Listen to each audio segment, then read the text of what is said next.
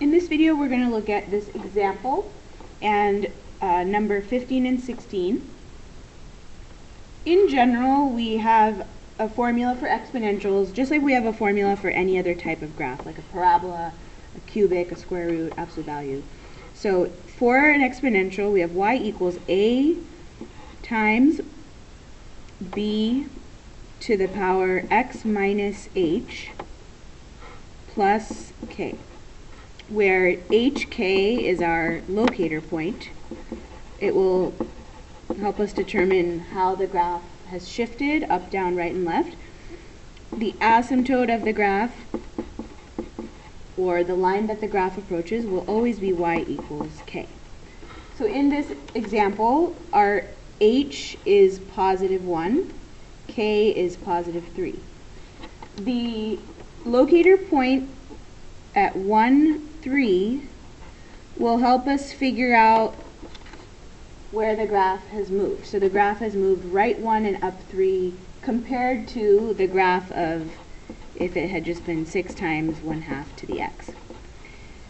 So now that I've found that locator point, I'm going to draw almost like a pretend xy axis. So I'm going to create a dotted new xy axis. Now that I've already shifted the xy axis, using this equation where h and k are 0, if we were to find the starting value or the y-intercept of this hk equals 0 equation, we would get 6 times 1/2 to the 0, which is 6.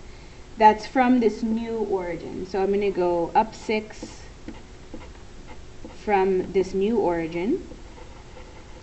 And then I know that this is a decreasing graph because the multiplier is less than 1. So my graph is exponentially decreasing, approaching the asymptote, which is at, in this case, y equals 3. So the equation of the asymptote is y equals 3. Let's look at a couple others like this. In number 15, we have h equal to 0 and k equal to -1. So if I move the x-axis to -1, since I'm at 0, -1, the y-axis doesn't change, so that stays the same. Now that I've already shifted my axis, if you look at the equation y equals 4 to the x, where hk is 0 and 0, our y-intercept is 1, so 4 to the 0 is equal to 1 from this new origin. So up 1, which ends up being 0, 0 on the original axis. So I also know that this is an increasing graph because b is larger than 1.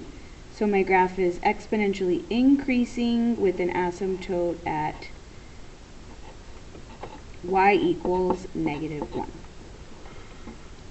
Let's also just do one last example where we have a negative a value.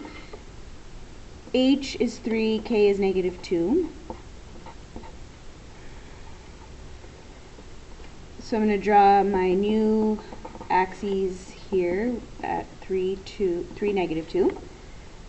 Now if I ignore the h and k and rewrite the equation where h and k are 0, we get y equals -1/5 to the x. This equation has a y-intercept at -1. So if we plug in a 0 here, we have a starting value of -1.